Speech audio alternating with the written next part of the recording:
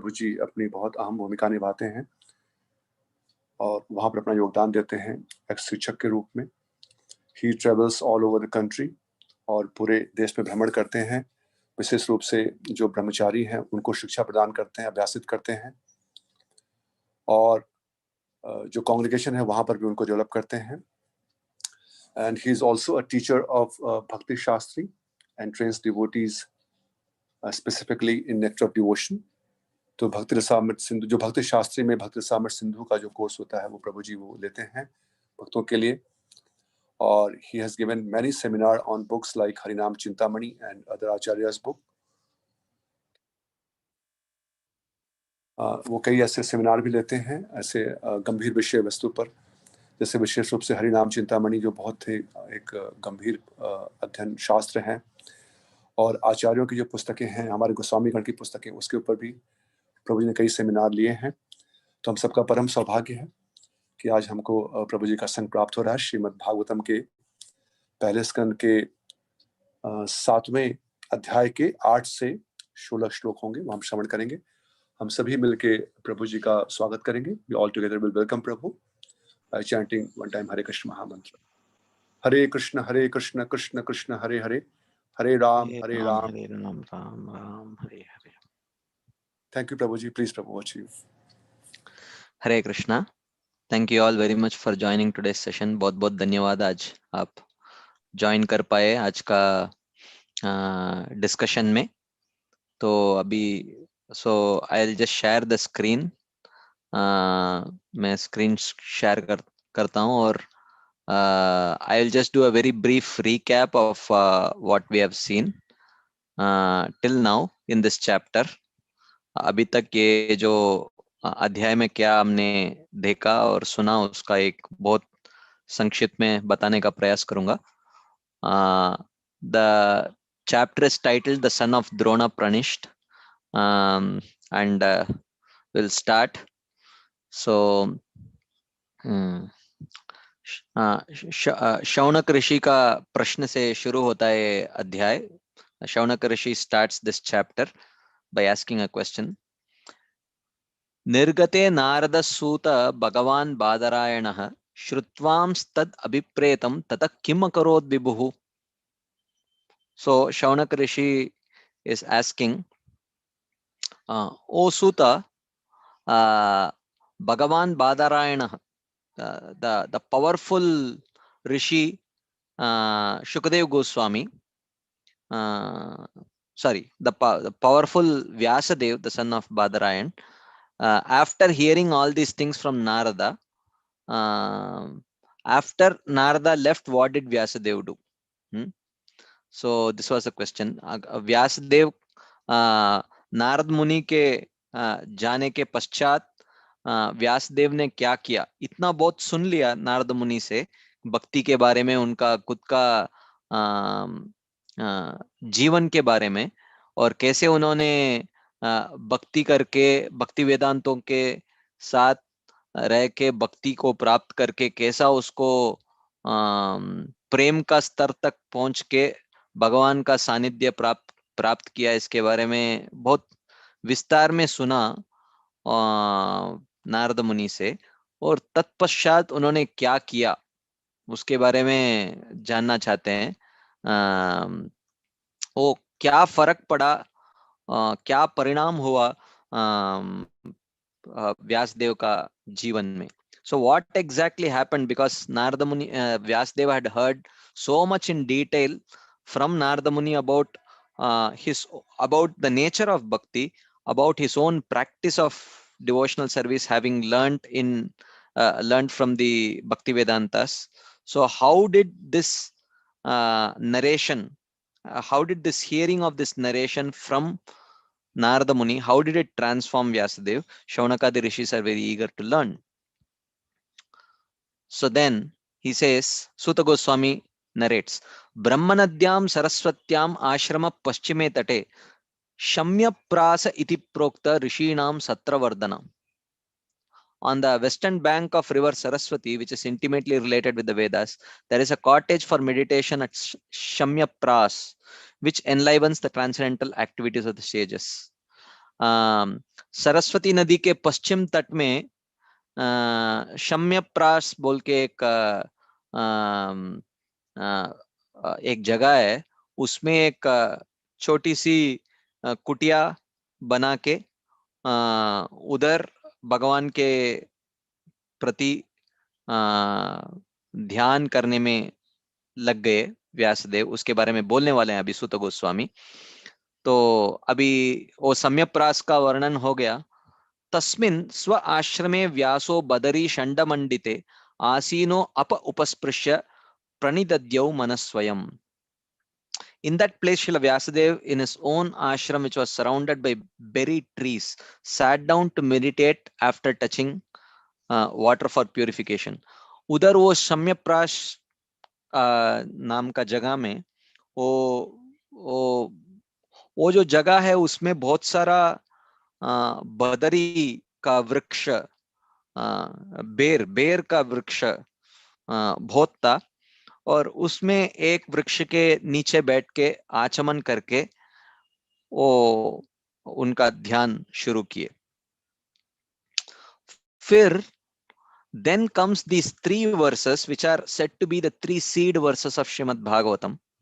Even though there are quite a few seed verses, the 4 Chatushloki are also said to be the seed verses, but these 3 verses 1.7, 5, 6 are also said to be the seed verses of Srimad Bhagavatam, and this theme keeps on repeating throughout Srimad Bhagavatam.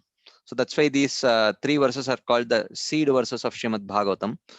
ये जो भागवतम का जो बीज श्लोक है बोल के एक ये पहला स्कंद का 7वां अध्याय का 4, 5 और 6, ये श्लोक क्रमांक 4, 5, 6 ये जो 3 है, इसको भागवतम के बीज श्लोक बोल के बोलते हैं।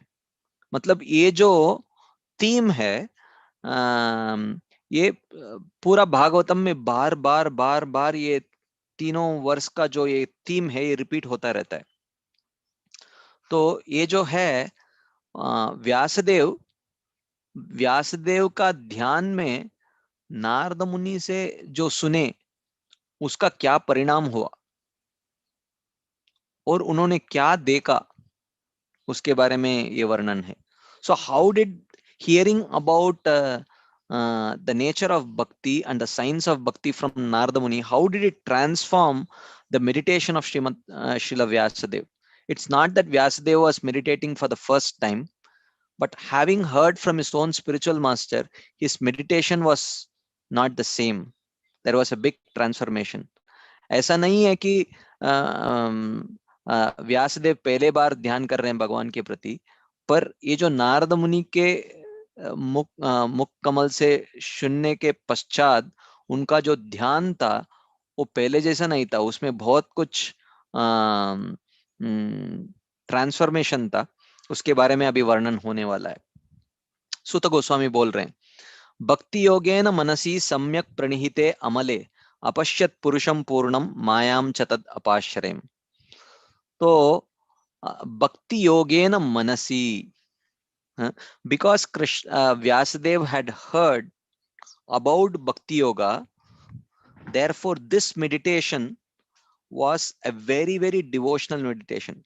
क्योंकि नारद मुनि से इतना भक्ति योग का गुणगान सुन लिया व्यासदेव ने, तो ये बार जब वो ध्यान करने के लिए बैठे तो उनका जो हृदय में पूर्ण रूप से जो भक्ति उमड़ रहा था। सम्यक प्रणिहिते अमले, मतलब उनका जो मन था वो पूर्ण रूप से भगवान के प्रति लीन था। It was, his mind was completely fixed on the Supreme Personality of Godhead and it was filled with devotional service. अपश्यत पुरुषम पूर्णम, तब वो ध्यान में पूर्ण पुरुषोत्तम भगवान का दर्शन हुआ उनको। He could see the Supreme Personality of Godhead, and our Acharyas very clearly explain, Purnam Purusham clearly refers to Krishna. हमारा आचार्यगण ऐसा वर्णन कर रहे हैं कि ये पूर्णम पुरुषम, ये दो शब्द से कृष्ण का ही वर्णन है और कोई फॉर्म को उन्होंने देखा नहीं, कृष्ण को ही देखा, वैसे हमारा आचार्यगण समझाते हैं। मायाम चदत अपाश्रयम, और काली उन्होंने भगवान को देखा नहीं, पर माया देवी का भी दर्शन किया उन्होंने। पर माया देवी ने पूर्ण रूप से भगवान का आश्रय लिया था, क्योंकि भगवान का एक बहुत ही निजी संबंधी और निजी सर्वेंट है माया देवी, तो पूर्ण रूप से आश्रित है। अभी बाकी he not only did he see Krishna alone, but he saw Maya Devi also, and Maya Devi is a very surrendered servant of Krishna. So it is not that Maya Devi is plotting, Krishna is trying to make everyone devotee and Maya Devi is trying to turn everyone away from devotional service. ऐसा नहीं है कि भगवान सबको भक्त बनाना चाहते हैं और माया देवी का जो काम है वो सबको भक्ति से दूर लेके जाना, वैसा नहीं है। जो भगवान का इच्छा है वही माया देवी का भी इच्छा है। Whatever is the desire of Krishna, the same is the desire of Maya Devi also. So जैसे आप कोई जिम में जाएंगे तो जो जिम का जो ट्रेनर है आपको थोड़ा थोड़ा करके आपका जो, अगर आप वेट लिफ्टिंग करना चाहेंगे थोड़ा थोड़ा करके वो वेट को बढ़ाते रहेंगे। हाँ, पर ऐसा नहीं है कि जिम का जो ट्रेनर है आपको कोई नुकसान पहुंचाना चाहते हैं। आप भी एक बहुत बलशाली व्यक्ति बनना चाहते हैं और आपका जिम का ट्रेनर भी वही चाहते हैं। पर वो बलशाली बनने का एक एक पर्टिकुलर क्रम है, वो क्रम को फॉलो करते हैं। So just like if you go to a gym, you have a desire to become very fit and fine, and if the gym trainer comes and keeps adding more and more weight for your weightlifting in your weightlifting bar, it's not that he has a desire which is different from yours. He also wants you to become very healthy, but there is a proper procedure for making you healthy. Similarly, for the conditioned souls, there is a particular way in which they can become connected to Krishna. At the right time they should get the right kind of experiences so that it can help them turn towards Krishna. ये भौतिक जगत में जो बद्ध जीव है, अगर उनको कृष्णोन्मुख मोड़ना है, कृष्ण के प्रति देखना है, तो उसके लिए थोड़ा बहुत ये आध्यात्मिक अधिदैविक अधिभौतिक क्लेशों के द्वारा, क्योंकि भगवान भी बोलते हैं आर्तो अर्थार्थी जिज्ञासी आर्तो जिज्ञासुर अर्थार्थी ज्ञानी च भरतर्षभ। 4 प्रकार के लोग हैं जो आश्रय चाहते हैं। जो एक है जो बहुत आर्त, बहुत ही भौतिक पीड़ाओं से पीड़ित है, वो एक व्यक्ति है, उसको वो आश्रय चाहता है। वो दूसरा है अर्थार्थी, जिसको बहुत बड़ा धनिक बनना है और धन का अपेक्षा है, वो भी किसी का आश्रय लेना चाहता है। और तीसरा है जिज्ञासु, उसको कुछ अलग अलग चीजों के प्रति जानने का बहुत इच्छा है। और ज्ञानी व्यक्ति है। ये चारों आश्रय लेने का इच्छुक है। आश्रय लेने का कारण ये चार कारण है। Just like Krishna says in Bhagavad Gita that 4 kinds of people approach me: Artho, Artharthi, Jigyasu and Jnani. And Artha is a distressed person, and Artharthi is one who desires wealth. A Jigyasu is one who is very inquisitive to know about the deeper truths of life, and a Jnani.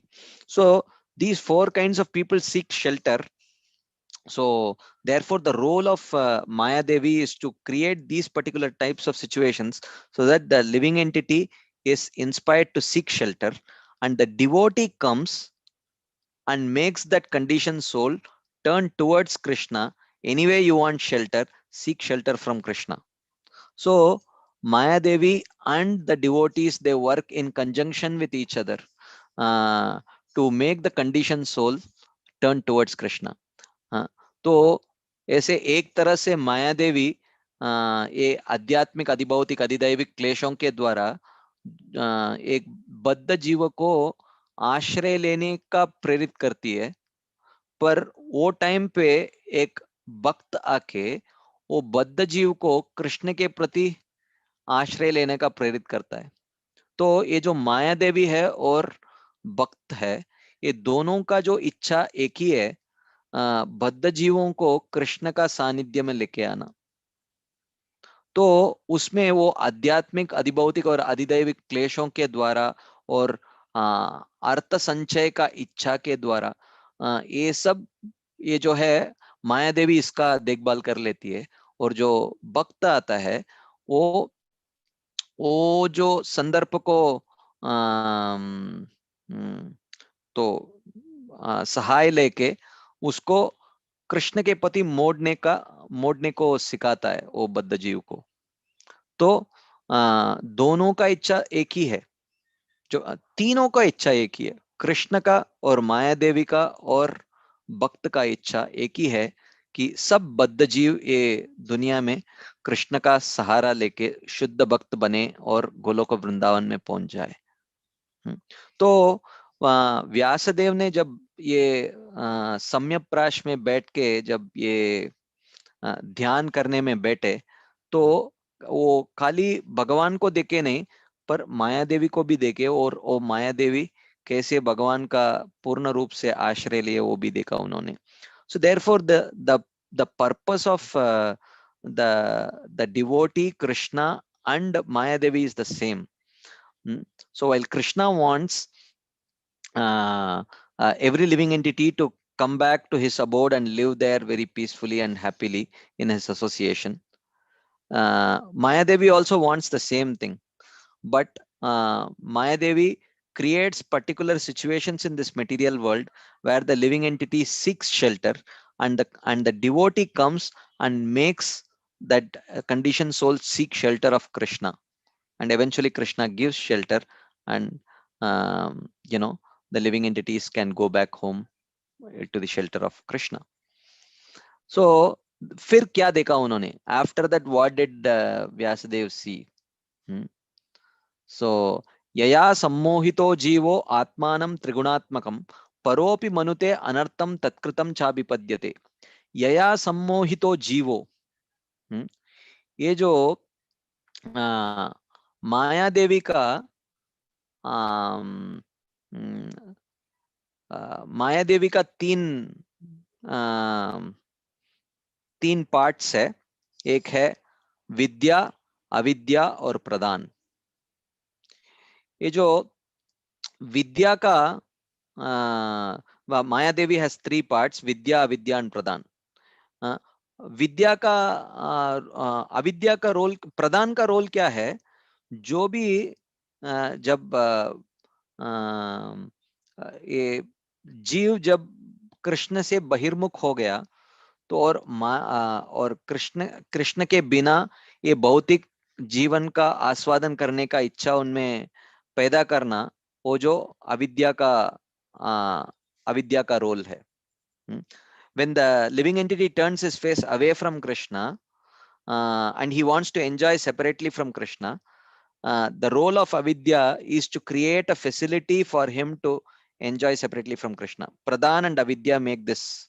प्रदान और अविद्या मिलके जो ये बद्ध जीव का ये जो बहुत सही इच्छा नहीं है, एक्चुअली ये जो जीव है भगवान के सानिध्य में ही सच्चा खुशी का अनुभूति कर सकता है. The jiva can experience real pleasure only in the presence of Krishna, but he has developed this unholy desire of wanting to enjoy separately from Krishna. पर ये जो जीव है भगवान के बिना आनंद प्राप्त करने का ये जो अनुचित इच्छा कैसे तो उसका मन में आ गया, तो वो भगवान से दूर मोड़ लिया तो अभी सच में जीवा भगवान के बिना वो आनंद को प्राप्त करना संभव ही नहीं है. In reality, the jiva cannot enjoy separately from Krishna, but an illusion of that enjoyment can be created. सच में वो आनंद का अनुभूति भगवान के बिना एक जीवात्मा को अनुभूति करना संभव नहीं है, पर उसका एक माया, उसका एक इल्यूजन को क्रिएट कर सकते हैं. और वो जो इल्यूजन को ये प्रदान और ये अविद्या है वो मिलके बनाते हैं. तो प्रदान क्या है? सो प्रदान जो है, जो भी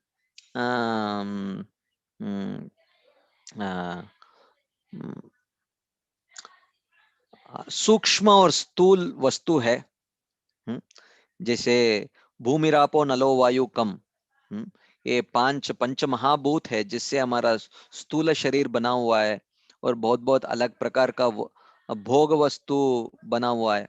हाँ, तो और सूक्ष्म शरीर है, मन बुद्धि अहंकार है ना. तो ये सब किससे आया हुआ है? प्रदान से लिया हुआ है. ये प्रदान का है, जीव का नहीं है, ये प्रदान ने दिया हुआ है. तो ये जो पंच महाभूत है और मन बुद्धि अहंकार है, इसका जो संकलन है यही इसको ही स्थूल शरीर और सूक्ष्म शरीर बोलते हैं. और ये अविद्या जो है वो जीवात्मा को ये गलत अहंकार का, मिथ्या अहंकार को बना देती है. आप जीव नहीं है, आप ये शरीर है. ये स्थूल शरीर और सूक्ष्म शरीर जो है वही आप है. तो ये जो अविद्या है इसका भी दो रोल है, उसका भी दो type hai. The avidya also has these two. So the role of pradhan is to create the gross and subtle body, the gross body which is made of earth, water, fire, air, and ether, and the subtle body which is made of mind, intelligence, and false ego. It's provided by the pradhan, and the avidya makes the living entity wrongly identify with the gross and subtle body. Okay, so ये जो अविद्या का दो type है. एक है प्रक्षेपात्मिका शक्ति और दूसरा है आवरणात्मिका शक्ति. ये जो आवरणात्मिका शक्ति है, ये जो जीव का सच्चा जो आइडेंटिटी है, उसको कवर कर देती है, ढक देती है. तो जीव ये शरीर नहीं है, ये जीवात्मा है और भगवान का नित्य दास है, पर उसको ढक देती है आवरणात्मिका शक्ति, आवरण कर लेती है. और ये जो प्रक्षेपात्मिका शक्ति है, ये क्या करती है? जीवा को गलत वस्तुओं से जोड़ देती है, जो है अनर्थम बोल के ये जो श्लोक में दिया है, ये जो भौतिक शरीर है, आप शरीर है, वो जो अहंकार को क्रिएट कर देती है प्रक्षेपात्मिका शक्ति. तो जो ये जो तो यही है. तो यया सम्मोहितो जीवो आत्मानं त्रिगुणात्मकं परोपि मनुते अनर्थम तत्कृतं चाभिपद्यते. So the role of this avaranatmika shakti is to cover the real identity of the soul, which is it is not the body, it is the soul, but it is, and he is a servant of Krishna, Jivera Swarupoy Krishna Nityadas. And the prakshepatmika shakti makes that living entity wrongly identify with the body, which is addressed here in this verse as anartha, unreal.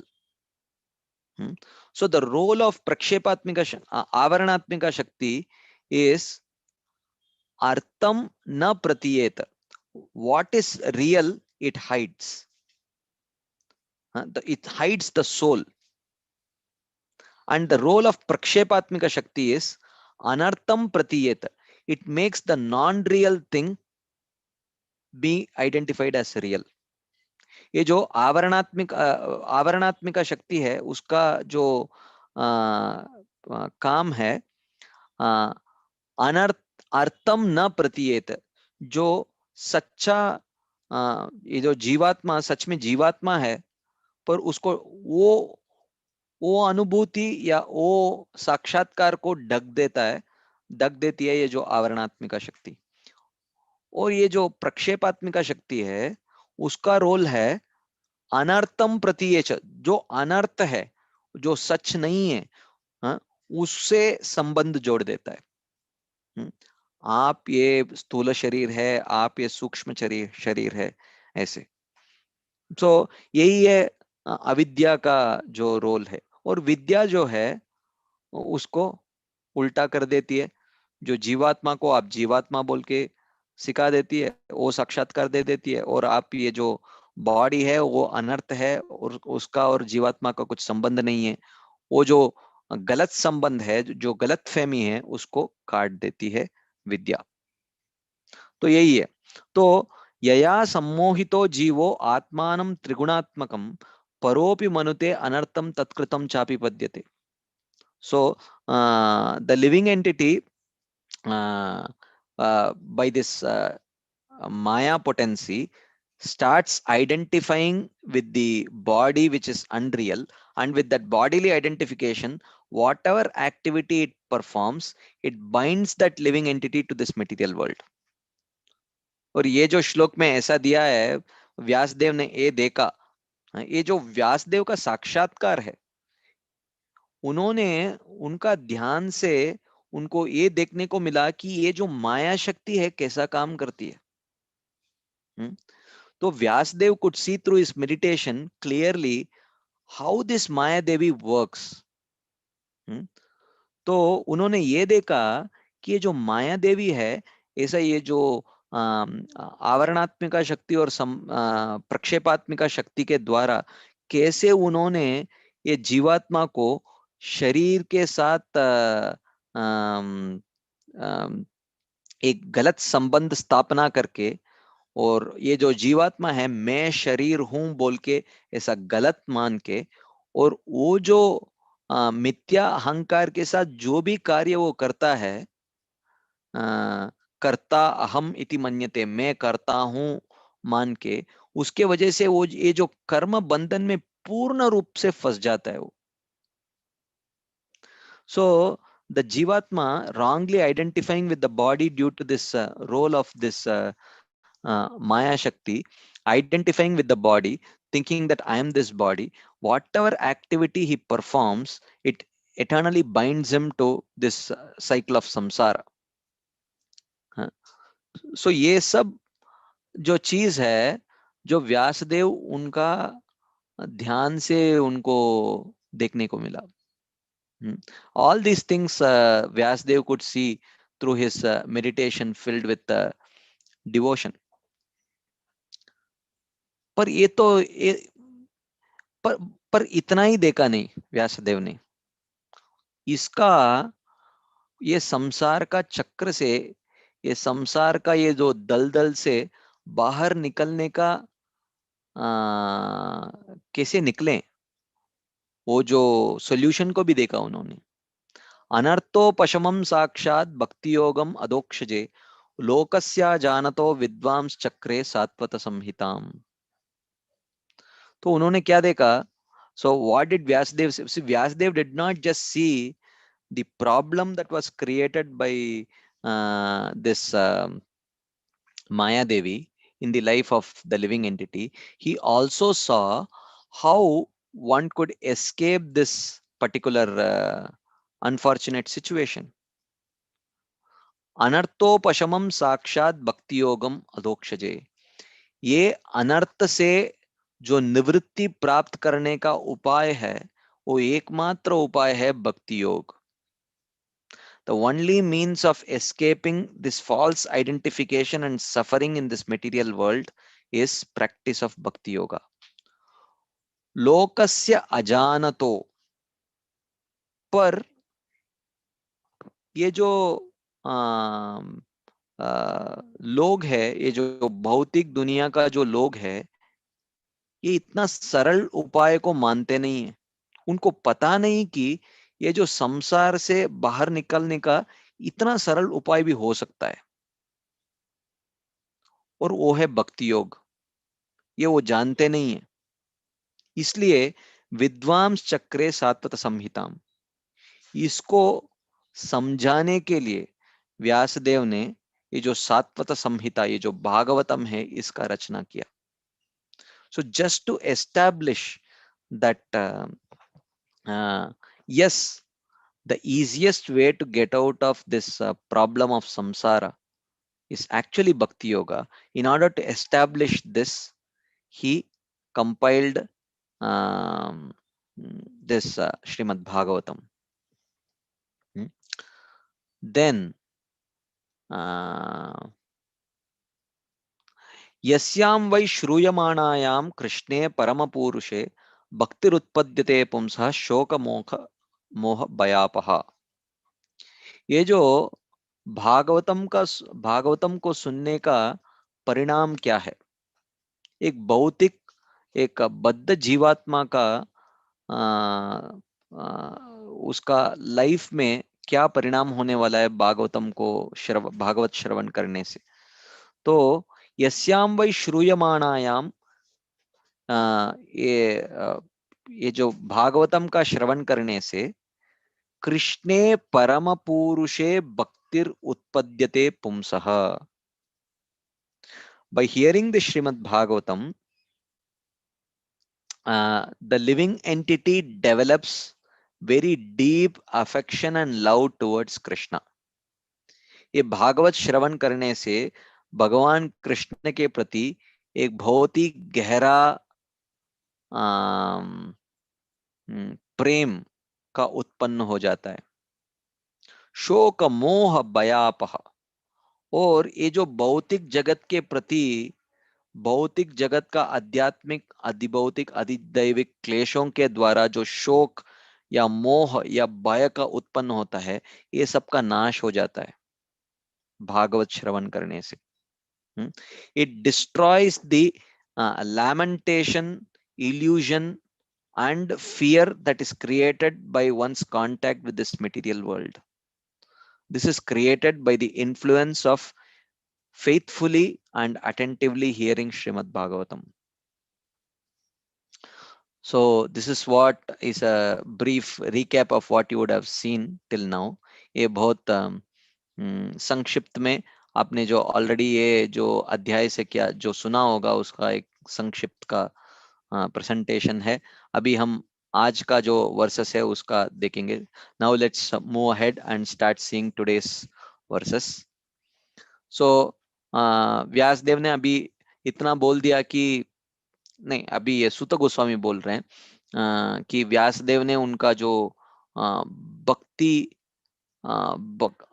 भक्ति से पूरा भरा हुआ उनका ध्यान से उनको क्या क्या देखने को मिला। भगवान को देखा, माया देवी को देखा। वो माया देवी एक बद्ध जीव का लाइफ में कैसा कैसा परिणाम लेके आती है, और वो माया का ग्रस्त से वो जीवा छुटकारा पाने के लिए कैसे भक्ति योग ही एकमात्र उपाय है।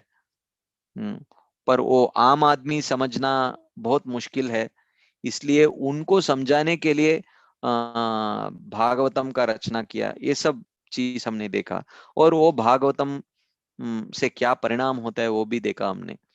सो we till now we saw the whole thing, how Vyasdev meditated with his heart filled with devotion, and how by that meditation he saw Krishna, and Maya Devi had taken shelter of him, and how this Maya Devi was making the living entity suffer in this material world by this by making the living entity wrongly identify with the body, and suffer in this world of samsara, and how the only means of escaping this samsara is bhakti yoga.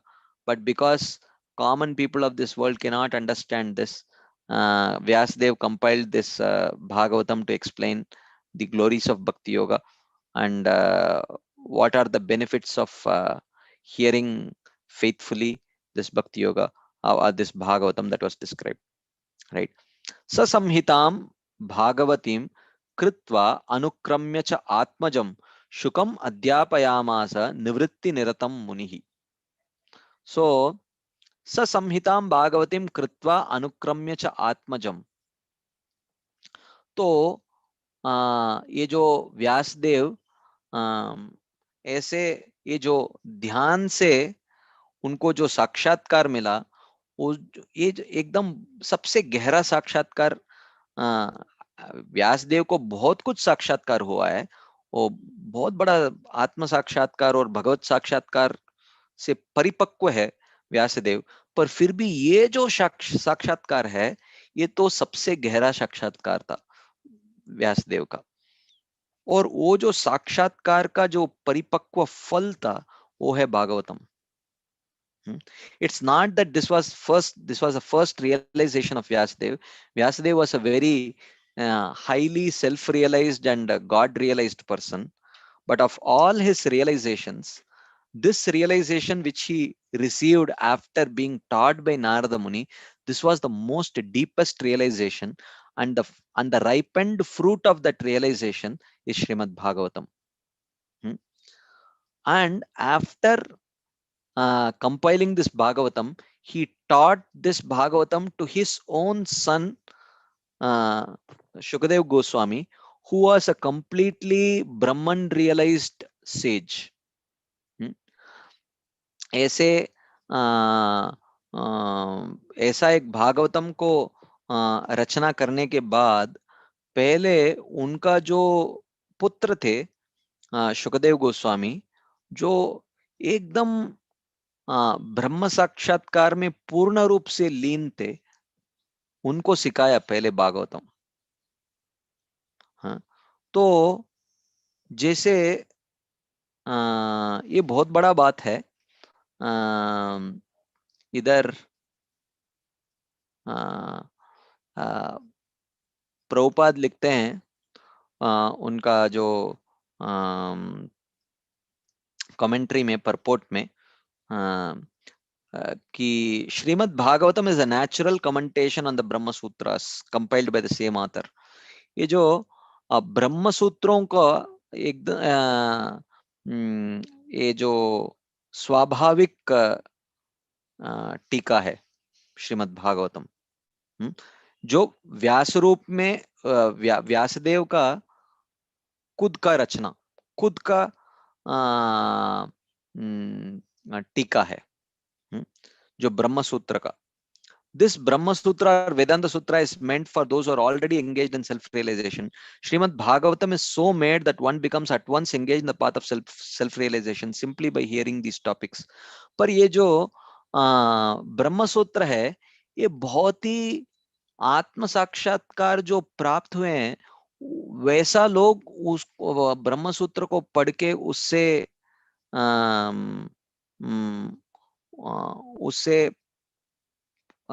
Benefit ले सकते हैं। पर ये जो भागवतम है, लोकस्य जानतो विद्वांस चक्रे सात्वत संहिताम अजानतो लोकस्य, जो गति का प्राप्ति आत्म साक्षात्कार को जो प्राप्त हो गए, वो लोग जब जो ब्रह्म सूत्र को पढ़ के जो प्राप्त कर सकते हैं, वही चीज को आम आदमी भागवतम का सरल रचना से उससे भी गहरा गति को प्राप्त कर सकता है। That destination which a self-realized soul can achieve by taking shelter of the Brahma Sutras or the Vedanta Sutras of Srila Vyasadeva, an ordinary conditioned soul can achieve a higher destination by taking shelter of Srimad Bhagavatam. So फिर प्रभुपाद लिखते हैं, although it is especially meant for the Paramahamsas or those who are totally engaged in self-realization, it works into the depths of the hearts of those who may be worldly men. हाँ, भागवतम तो एक परमहंस संहिता ही है, पर उसका ये मतलब नहीं है कि परमहंस गति जो जिन्होंने प्राप्त किया है वही भागवतम का बेनिफिट ले सकते हैं, वैसा नहीं है।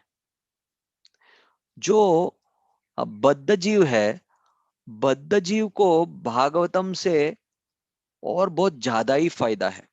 जैसे गन्ने का जूस है, गन्ने का जूस ये जो जॉन्डिस बोलते हैं, पीलिया बोलते हैं हिंदी में, जिसको पीलिया का जो बीमारी है, उसको आयुर्वेद के हिसाब से उसका जो दवाई है गन्ने का जूस ही है। गन्ने का रस जो है वही पीलिया बीमारी का एक सबसे उचित दवा है आयुर्वेद के हिसाब से।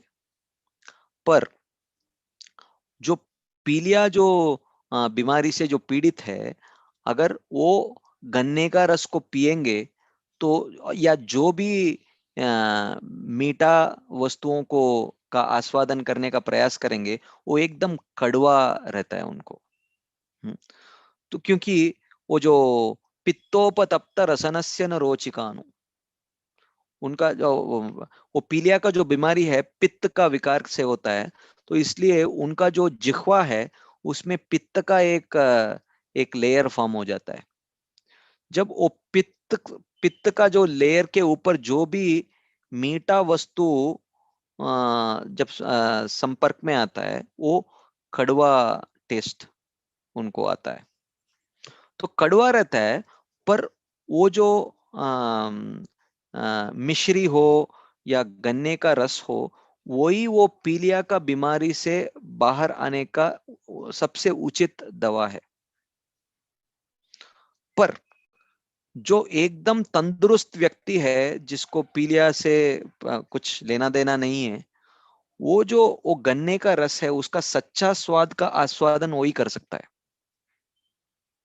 पर जो पीलिया से पीड़ित व्यक्ति है, उसको ये गन्ने का जूस का जरूरत और ज्यादा है एक्चुअली। क्योंकि अगर ये गन्ने का जूस उनको मिले नहीं, तो वो बीमारी से मर जाएगा वो। तो ये जो भागवतम है, ये एक बद्ध जीव के लिए एक एक मेडिसिन है, एक दवाई है। पर परमहंस के लिए एक लग्जरी है। ये एक बहुत लग्जरी मतलब जो एक फीस्ट जैसा है, एक बहुत बड़ा फीस्ट है। तो so the point is that it is mentioned that Bhagavatam is Paramahamsa Samhita, but many times people think that it means that it is meant only for the Paramahamsas, but no, that is not the understanding of Paramahamsa Samhita. Paramahamsa Samhita means the Paramahamsas can perfectly relish the real taste of Srimad Bhagavatam, the real sweetness of Srimad Bhagavatam, whereas a conditioned soul is like a patient who is afflicted with jaundice. A jaundiced person cannot experience sweet. Any sweet that he tries to eat, it tastes very bitter. But according to Ayurveda, the real medicine for jaundice is sugarcane juice. But that sugarcane juice tastes very bitter for uh, a person who is afflicted with jaundice. So, but gradually, when he keeps on drinking that sugarcane juice, gradually he regains his good health, and after that, the sugarcane juice starts tasting very sweet. So, while for a healthy person, sugarcane juice is needed. It is like a feast for him. It is like a luxury for him. He enjoys it. But for a diseased person, it is his lifeline. If he does not take it, he will die out of jaundice. So, Bhagavatam is meant for conditioned souls. It can take a conditioned soul, catch hold of the hand of conditioned soul, and take him from the state of material affliction and take him to the level of Krishna prem. So ये जो भागवतम है, एक बद्ध जीव का हाथ पकड़ के वो पूरा बद्ध अवस्था से लेके कृष्ण प्रेम तक पहुंचाने का काम भागवतम कर सकता है। तो इसलिए ये जो परमहंस संहिता इसलिए है क्योंकि जो भी इसका आश्रय ले वो परमहंस बन जाता है, इसलिए वो परमहंस संहिता है। इसलिए ये परमहंस संहिता इसलिए नहीं क्योंकि खाली परमहंस के लिए ही परमहंस ही योग्य है भागवत पढ़ने के लिए, वैसा नहीं है। ठीक है, हम आगे बढ़ते हैं। Let's move ahead. शौनक उवाच सवै निवृत्तिनिरतः सर्वत्र उपेक्षको मुनिः कस्य वा बृहतीमेताम् आत्मारामः समभ्यसत्। तो शौनक ऋषि पूछते हैं उनको, ये सुत गोस्वामी से सुनने के बाद, सवै निवृत्ति निरतः सर्वत्र उपेक्षको मुनिः, वो बोलते हैं कि हे सुत गोस्वामी, मुझे ये संशय आ रहा है क्योंकि ये जो सुखदेव गोस्वामी है पूर्ण रूप से ब्रह्मन में लीन थे, उनको ये भौतिक जगत से कुछ भी लेना देना नहीं है, वो कोई भी भौतिक वस्तुओं से पूर्ण रूप से अनासक्त थे। तो वैसा परिस्थिति में उनको भागवतम सुनने का इच्छा किधर से प्रकट हुआ?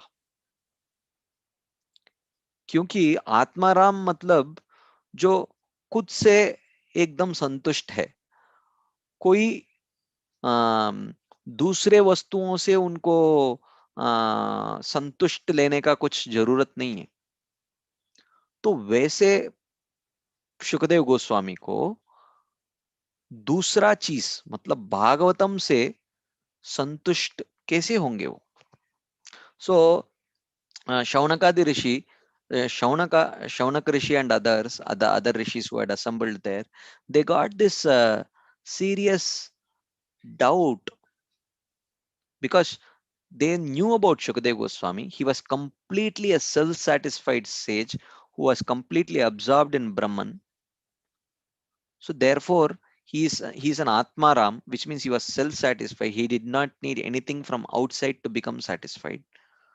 So then, what is the impetus for Shukadeva Goswami to sit and hear Bhagavatam for such a long time from Vyasadeva?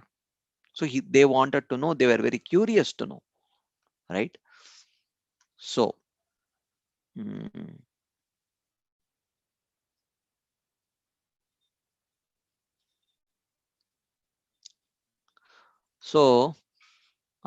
let's move ahead. I think we are running short of time. So, सूत गोस्वामी उनको reply कर रहे हैं, आत्मा रामश्च मुनयो निर्ग्रंथा अपि उरुक्रमे कुर्वन्ति अहैतुकीं भक्तिम इत्थं भूत गुणो हरिः। तो ये जो श्लोक है, ये जो ब्रह्म साक्षात्कार और भगवान का गुणों, इसका ये जो इसका एक कंपैरिजन है। ये जो है सुखदेव गोस्वामी ब्रह्म साक्षात्कार का सबसे ऊंचा स्तर पे थे, पूर्ण रूप से ब्रह्मन में लीन थे। तो मतलब ब्रह्मन के नीचे कुछ भी हो उससे वो आकर्षण होने का कुछ भी संभावना नहीं है। जैसे कोई एक व्यक्ति है जो इतना धनिक व्यक्ति है कि रोज उसका शुद्ध घी से 56 भोग का प्रसाद मिलता है उसको। कभी एक भिखारी का जो प्लेट को देख के उसको उसको वो खाने का इच्छा कभी भी नहीं आएगा। तो वैसे ये जो सुखदेव गोस्वामी थे, इतना ब्रह्मन में पूर्ण रूप से लीन थे, तो कोई भी भौतिक वस्तु से आकर्षण होने का कुछ भी संभावना नहीं है। अगर वो जो सुखदेव गोस्वामी जो भी व्यक्ति से जो भी व्यक्ति से आकर्षण होंगे तो वो ब्राह्मण से भी ऊंचा कुछ हो तो ही उनको आकर्षित करने का संभावना है. So Shukadev Goswami was already a perfectly Brahman realized sage. So therefore there is absolutely no possibility for him to get attracted by any of the things of this material world. So if that Shukadev Goswami is getting attracted to something, it means that object should have uh, um, it should be better than even Brahman.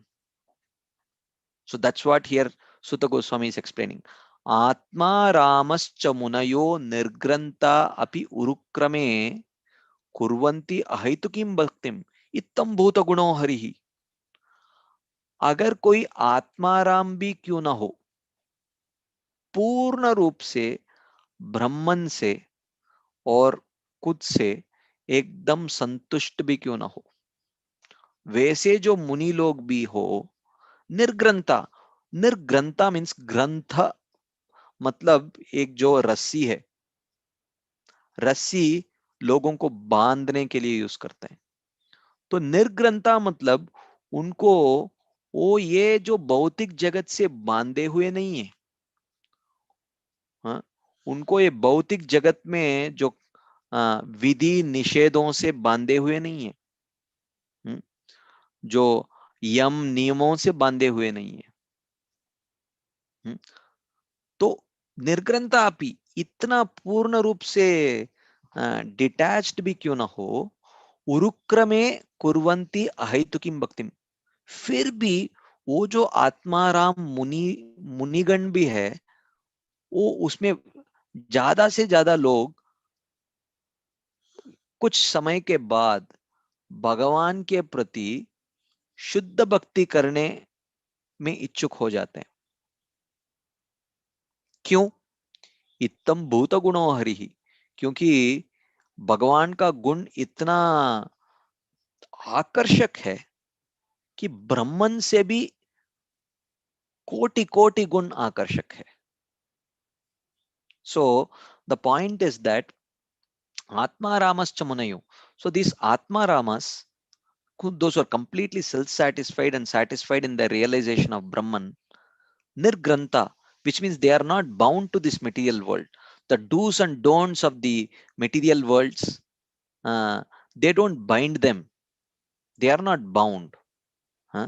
Urukrame, but still it is seen that many of them take up to practice pure devotional service.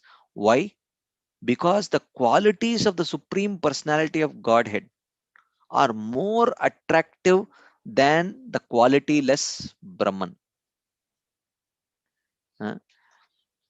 क्योंकि भगवान का जो गुण है वो निर्गुण ब्रह्मन से भी अनंत कोटि टाइम्स बहुत आकर्षक है. तो वही इसमें बता रहे हैं वो. तो इसमें प्रभुपाद लिखते हैं उनका परपोट में कि ऐसा कि चैतन्य चरितामृत से लिखते हैं कि ये जो श्लोक है बहुत ही प्रसिद्ध श्लोक है. इसके बारे में चैतन्य महाप्रभु ने सनातन गोस्वामी को विविध प्रकार का जो अर्थ बताए और सार्वभौम भट्टाचार्य को 61 अलग अलग प्रकार का जो एक्सप्लेनेशंस दिया उन्होंने. उसके बारे में एक बहुत so he explains that how Chaitanya Mahaprabhu gave about 11 different explanations of the Atmaram verse to Sanatan Goswami and 61 different explanations of this verse to Sarvabhauma Bhattacharya, like that. And he gives a very elaborate purport to this. We will not get into that purport. So Then he continues. हरेर गुणाक्षिप्तमतिर् भगवान बादरायणिः अद्यगाद महदाख्यानम नित्यम विष्णु जनप्रियः. तो ये जो भागवतम को जब व्यासदेव ने सुखदेव गोस्वामी को वर्णन करने शुरू किया, तो क्या परिणाम हुआ सुखदेव गोस्वामी में, सुखदेव गोस्वामी में? वो बोलते हैं कि हरेर गुण आक्षिप्त मति ही, उनका जो चेतना था वो भगवान का गुणों के प्रति पूर्ण रूप से संलग्न हो गए. तो इसलिए अद्यगाद महदाख्यानम नित्यम विष्णु जनप्रिय. तो फिर वो इतने पूर्ण रूप से मग्न होके रोज व्यासदेव से ये भागवतम को सुनने में लग गए सुखदेव गोस्वामी. ये जो भागवतम जो यद वैष्णवानाम प्रियम, ये जो भागवतम है जो भक्तों का बहुत ही निकट है, भक्तों को बहुत अच्छा लगता है वो भागवतम सुनने में. तो बैठ के पूर्ण रूप से संलग्न होके व्यासदेव से सुनना शुरू कर दिया सुखदेव गोस्वामी ने. सो Sukhdev Goswami, what kind of transformation did hearing Bhagavatam have on Shukadev Goswami? It is mentioned, Harer Guna Akshiptamatir Bhagavan Badarayanihi Adyagat Mahadakhyanam. So, being completely absorbed in hearing the qualities of the Supreme Personality of Godhead, Shukadev Goswami started hearing this Srimad Bhagavatam, which is very dear to devotees, like that.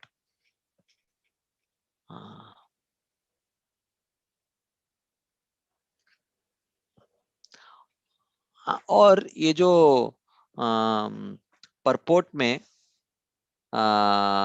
Srila Prabhupada Sukhdev Goswami का ये जो story है उसके बारे में बताते हैं कि कैसे वो इसके उनका मदर का गर्भ में 16 साल थे और बाहर आना नहीं चाहते थे. ये बहुत अच्छा स्टोरी है. ये जो 9वां स्कंद में भी ये जो स्टोरी आता है, ये जो स्टोरी को परपोर्ट में लिखा है. ये जो अच्छा स्टोरी है, ये स्टोरी के साथ हम विराम देंगे क्योंकि हमको पूरा खत्म करने को टाइम नहीं मिलेगा. तो ये जो ब्रह्मवैवर्त पुराण में बहुत अच्छा ये उल्लेख आता है सुखदेव गोस्वामी का पुराना स्टोरी के बारे में. In Brahmavaivarta Purana there is this very nice story about Sukhdev Goswami. तो क्या होता है कि सुखदेव गोस्वामी उनका माँ के गर्भ से 16 साल तक बाहर नहीं आते हैं और सुखदेव व्यासदेव बहुत परेशान हो जाते हैं उसके वजह से. तो जाके सुखदेव गोस्वामी को बोलते हैं, अभी आपने मेरा पत्नी को बहुत पीड़ा दे दिया है, अभी आप बाहर आ जाओ. तो सुखदेव गोस्वामी बोलते हैं कि नहीं, मैं बाहर नहीं आऊंगा, क्योंकि बाहर आऊंगा तो ये माया देवी का ग्रस्त में हो जाऊंगा मैं. तो व्यासदेव बोलते हैं कि आप बाहर आ जाओ, मैं आपको गारंटी देता हूं कि आप माया का स्पर्श में नहीं आएंगे. तो सुखदेव गोस्वामी बोलते हैं कि आपका गारंटी मुझे नहीं चाहिए. क्यों?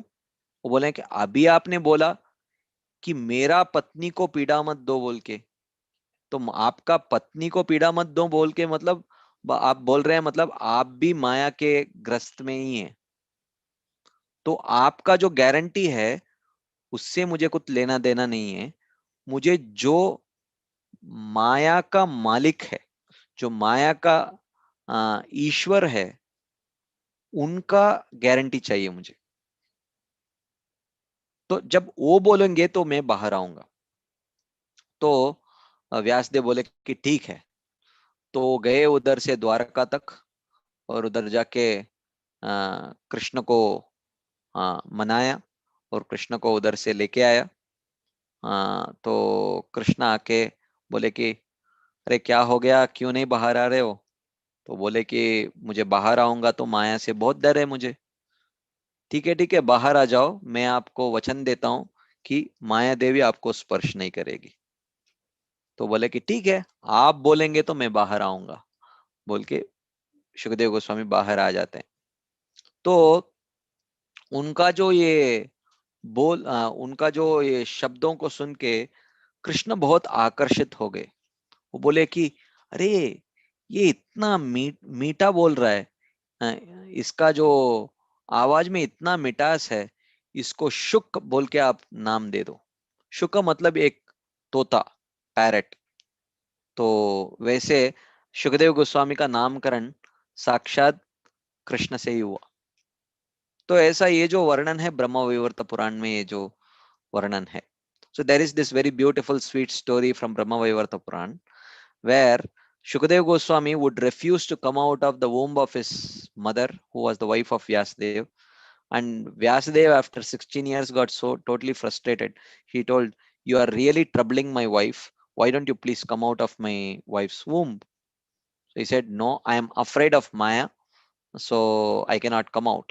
So Vyasadeva says, "I give you guarantee that you will not be touched by Maya." And Shukadeva Goswami says, "Who needs your guarantee? Just now you said that don't trouble my wife," which clearly shows that you are also in bodily identification. So you are also caught by Maya. So I want the guarantee of the Lord of Maya. If he says, I will come out. Vyasadeva says, okay. So he goes all the way to Dwaraka, convinces Krishna to come.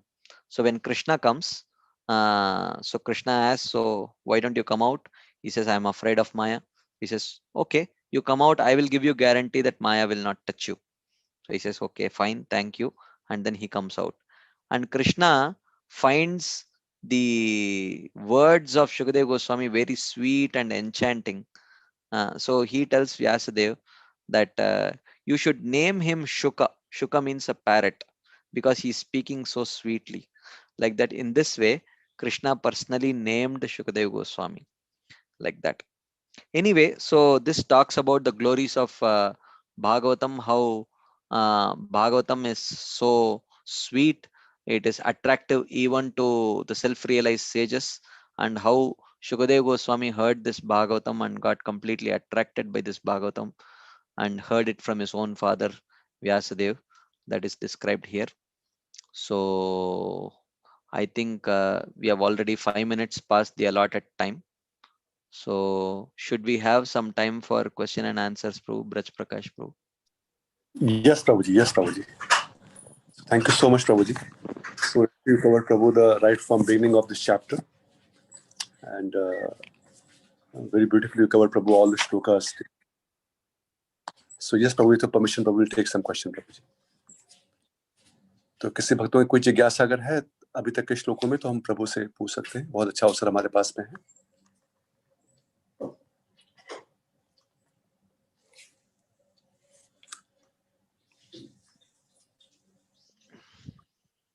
Prabhu, here in the verse number 8, in the translation, we read that the great sage Vyasadeva, after compiling the Srimad Bhagavatam and revising it,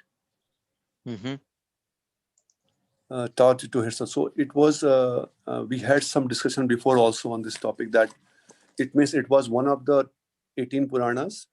And it was, he revisited and he revised it after the conversation with Narad Muni, after this discussion. Yeah. That's understanding, Prabhu, or? Yeah, it was already written, but after hearing from Vyasadeva, after hearing from Narada Muni, he again revised that Bhagavatam and made it into a complete bhakti literature, pure devotional literature, like that. Okay, Prabhu. And Prabhu, during our course, there was one more question had come when we were reading these verses, that we hear that, okay, how the Atmaram are being attracted towards Krishna. Mhm. Is there anywhere we have heard or read somewhere where, or any incident where the devotee of Krishna, they became the Brahmavadis or something like that? Because we never hear definitely not in Srimad Bhagavatam or such thing. Mhm. Mhm. So have we heard, Prabhu, something like that? Well, it is not impossible if one would commit offenses.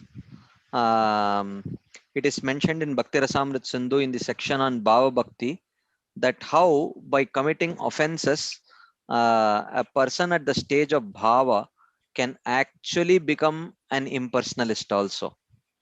Okay. So therefore, um, yeah, under what circumstances devotees can become impersonalists or practitioners of other things is if they fall trap to improper association, asat sangha, and because of that asat sangha, if they develop offensive mentality, then it is quite possible that they can give up the path of bhakti and take up to some other practices. So it is quite possible. Only under such circumstances, asat sangha is the only. That is why Chaitanya Mahaprabhu said, Mayavada Bhashya Shunile Haya Sarvanash. So if you hear Mayavad Bhashya, you will completely be doomed like that. Thank you, Prabhu. Thank you, Prabhuji. It's very wonderful understanding. And here, Prabhu, when we hear that this verse, the Atmaram verse, Prabhuji, Mhm, so Itham Bhutva Guno Hari, mhm, so the transcendental qualities of Krishna. mhm, And like in our case, we have been given Nam Adi, Nam Roop Gun Leela. mhm, So we begin with the taking shelter of the name. mhm, So, Prabhu, when it's a curiosity actually, when that time come in the sadhaka's life, mhm, while taking shelter of the name, when he becomes attracted, he or she, towards the qualities of Krishna. mm. Because first we take the shelter of the name, and then Nam, Roop, Gundera. It is a gradual progression, or it may happen anytime the devotees. Yeah. Srila Bhaktivinoda Thakur explains that the qualification for taking Nam is Shraddha, Adau Shraddha. Hmm. So Shraddha Mulye Shuddhanam, it is mentioned in that bhajan. Uh, Kodanitai, Kodanitai. In that bhajan it is mentioned. Boro Sukir Kabor Gai, Boro Sukir Kabor Gai. In that. Mm. So in that, the qualification for Nam to take up the holy name is actually Shraddha. And when with faith one chants the holy name and gradually goes from sadhu sangha, bhajana kriya, anartha nivritti, and when he reaches nishta, at the stage of nishta, nama reveals rupa, and then at the stage of ruchi, nama reveals guna, and at the stage of asakti, nama reveals lila. So reveals means what? At the stage of nishta, when we chant the holy name, naturally the form of the Lord will get revealed. We don't have to artificially endeavor to meditate on the form of the Lord while chanting the holy name. It will automatically get revealed. And similarly, at the stage of ruchi, when we chant the holy name of the Lord, naturally the holy name will reveal the qualities, which means the qualities will become so attractive and that we will be constantly thinking about the various qualities and relishing those qualities of Krishna. And then at the stage of asakti, the name will naturally reveal the leela, which means without any effortlessly we'll be able to meditate on the various leelas of the Supreme Personality of Godhead, like that. Thank you Prabhu, thank you Prabhu ji. प्रभु, एक और जिज्ञासा थी प्रभु, आपने बताया, अभी हमने पढ़ा कि जो परमहंस होते हैं उनके लिए ये आनंद का विषय होता है, लेकिन हम लोग के लिए शुद्धिकरण और औषधि के रूप में है ये। तो जब शुद्धिकरण में प्रभु जैसे बताया गया कि यहाँ पर हमारे ताप जो है वो भी, क्लेश जो है वो भी समाप्त होते हैं, जो भौतिक दुख हैं वो भी समाप्त होते हैं। हमने पढ़ा भी श्रीमद् भागवतम के अध्ययन से और पठन से। तो जब हम ऐसे किसी भक्तों को बताते हैं शुरुआत में, तो एक प्रकार से उनकी ऐसे प्रवृत्ति बन जाती है कि श्रीमद् भागवतम के अध्ययन से हमारे दुख दूर होंगे। तो क्या ये एक सही उद्देश्य है श्रीमद् भागवतम के अध्ययन और श्रवण करने का? वेल, भागवत श्रवण करने से अगर किसी का जीवन का उद्देश्य यही है कि मेरा जीवन का उद्देश्य है जो मेरा आध्यात्मिक, अधिभौतिक, अधिदैविक जो पीड़ा है उससे मुक्त प्राप्ति करना बहुत बड़ा उद्देश्य है मेरा लाइफ में, अगर सच में वही उनका उद्देश्य है, आप ऐसा नहीं बोल सकते हैं कि आपका ये उद्देश्य होना नहीं चाहिए। अगर वही है तो है, अगर वो आपका या हमारा बोलने से उनका उद्देश्य का परिवर्तन नहीं होगा तुरंत। तो ग्रेजुअली भक्तों का संग से वो जो शुद्धिकरण होके वो उद्देश्य का भी शुद्धिकरण हो जाएगा। पर अगर सच में जो पहले पहले में उनका वही उद्देश्य है, क्या भागवतम का श्रवण करने से वो जो पीड़ाओं से, भौतिक पीड़ाओं से मुक्ति प्राप्त हो सकता है, क्यों नहीं होगा। पर वो सबसे ऊंचा गोल नहीं है। पर फिर भी अगर वो गोल है, वो गोल का भी भागवत श्रवण से उसका भी पूर्ति हो सकता है। पर आगे बढ़ बढ़ के जब भक्तों का संग में उनका वो इच्छा का भी शुद्धिकरण, वो अभिलाषा का भी शुद्धिकरण होके कृष्ण प्रेम प्राप्ति करने के लिए और कृष्ण का एक संपर्क प्राप्त करने के लिए वो भागवत श्रवण करने में योग्य हो जाएंगे। Thank you Prabhu ji, thank you so much Prabhu. तो अगर अभी और किसी भक्तों के जिज्ञासा अगर नहीं है तो हम सब प्रभु जी का आभार प्रकट करेंगे।